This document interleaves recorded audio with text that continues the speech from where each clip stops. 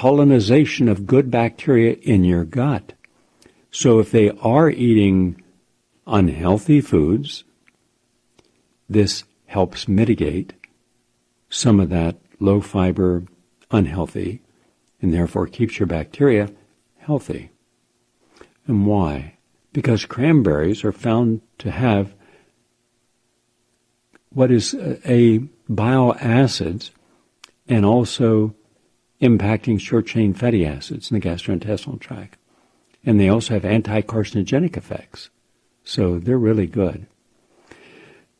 And from the Calico Life Sciences, published in the peer-reviewed journal Genetics, genetics has less impact on lifestyle than once believed. We've been saying this the whole time. And the reason I can say it with some sense of authority is because I remember two sisters. They were in their 20s, and this goes back to about 1985, more or less. They looked completely healthy, but they had tested for the genes that predict breast cancer. Therefore, their doctors had suggested radical mastectomies preventatively.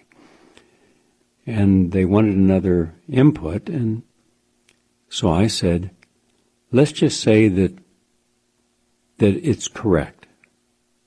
You do have a gene that predicts cancer, but the science does not actually support that. And I showed them the challenge to that science. But I said, but let's say they're right. They're assuming, because of their monolithic brains, single thoughts, nothing else matters, nothing else counts. Boy, have I seen that a million times. That it doesn't matter what you eat or drink or how you feel or where you work or where you live or what your environmental influences are or your conditioning. None of that pays any power to the outcome. But what if it did? Wouldn't it be better to make some changes that protect you from the genetic consequence if it can be proven the genetic consequence is absolute? They said, yeah. So we started a 1-year program. For 1 year, every single day, they did everything that I could possibly encourage them to do that would change the underlying genetic consequence. At the end of a year, they tested absolutely healthy, and those biomarkers no longer showed any potential for cancer. So we can change genetic predisposition in many, many conditions. So now they're saying this in genetics, and, quote, Graham Ruby of Calico Life Sciences and colleagues, which concludes that estimates of the heritability of longevity in humans, quote, are substantially inflated.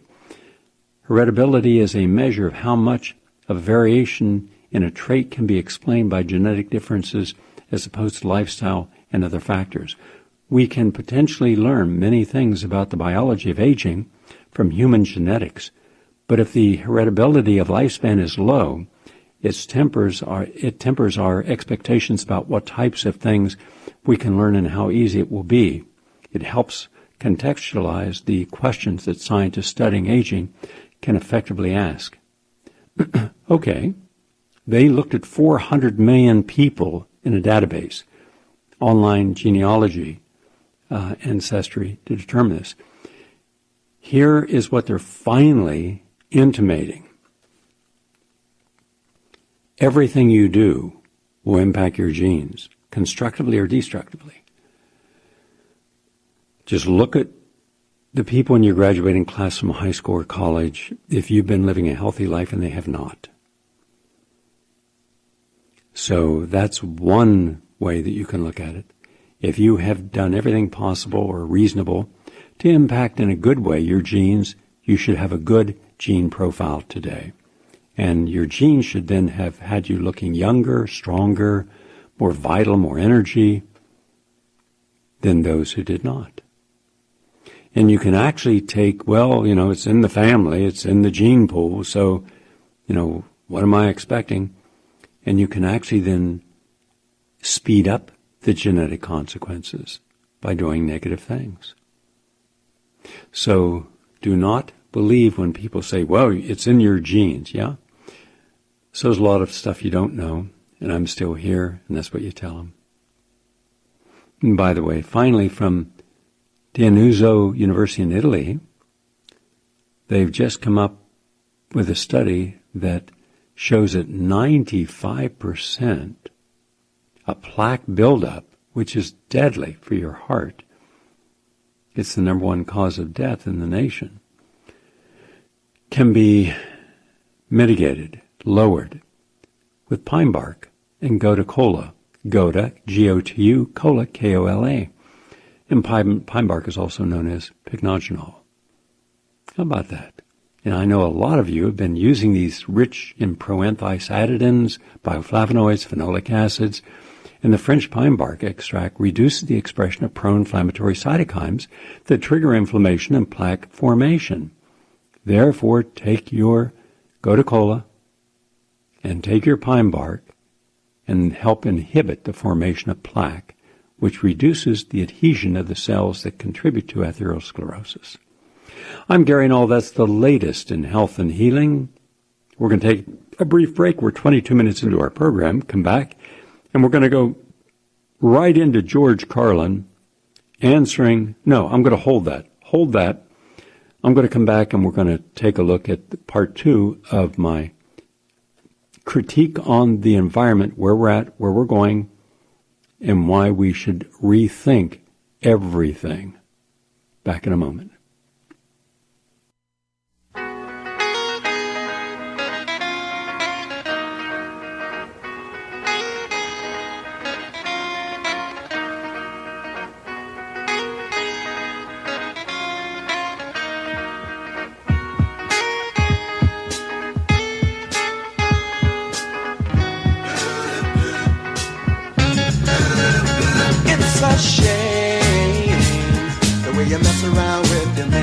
It's a shame the way you hurt me.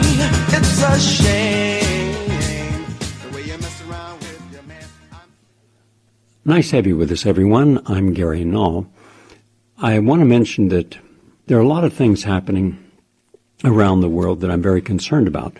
This is just one, and I want to share this with you because this is nowhere else in the media. This is from Climate News, from Alex Kirby. It says, a group of British scientists and their supporters are willing to risk a prison term to press governments to tackle climate change and environmental crisis.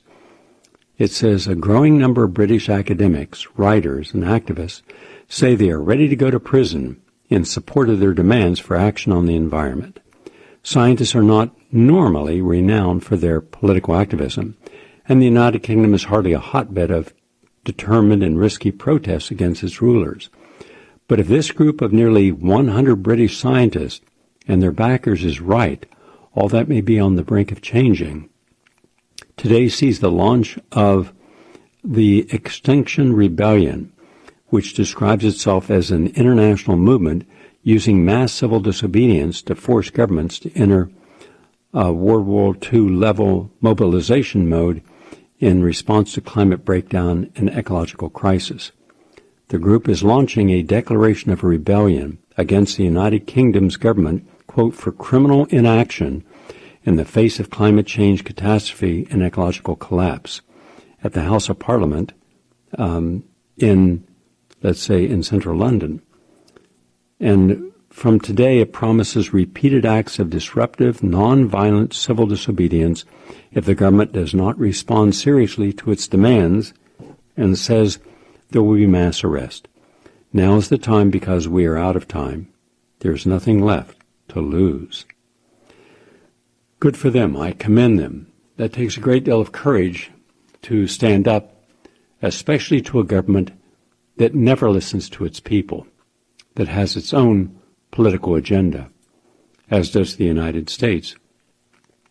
And yesterday I began a two-part series called Global Warming, We're Screwed, and then subtitled The Optimists and Utopians, The Pragmatist, The Pessimist, and The Nihilist.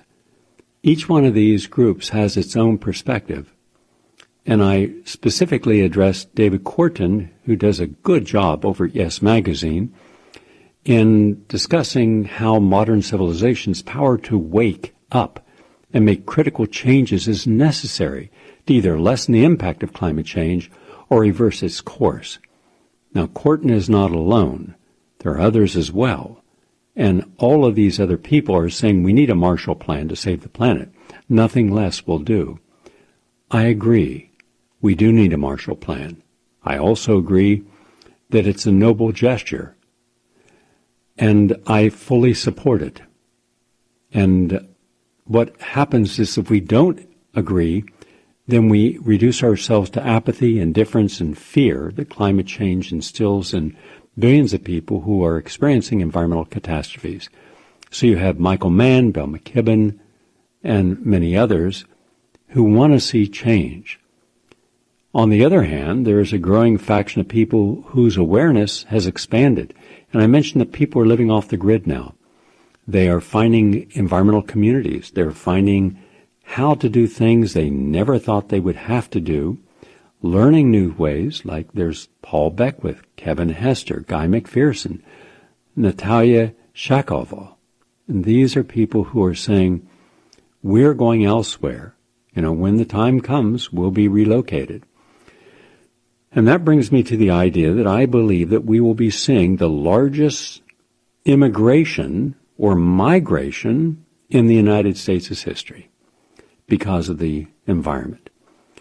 Primarily it will be around the coast and I'm including Canada and of course Vancouver, beautiful city, but it's going to get creamed. And then Washington State and Oregon and California, all of California.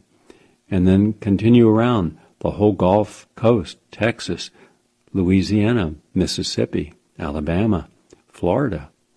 And Florida's going to have a double negative, both hurricanes, flooding, toxic tides, because the largest lake in the state, Lake Okeechobee, is getting so much rainfall, and it's all toxic from the pesticides, that it has to open the gates and allow it to go to the east coast, up around Port St. Lucie, and on the west coast, or Juniper, and then on the west coast over up near north of Fort Lauderdale. But then it migrates up and down the whole coast. Now, right now as I speak, the entire coast is just completely saturated with green algae and then red algae and toxic water and no oxygen in the water and millions of fish and thousands of mammals are dying. So you go clear up the east coast of the United States. These are the areas that are most susceptible. Then you go the interior, where you have Colorado, Kansas, Illinois, South Dakota, North Dakota, Montana, Nevada, New Mexico. These are also non-sustainable for the future. So we now have a dilemma.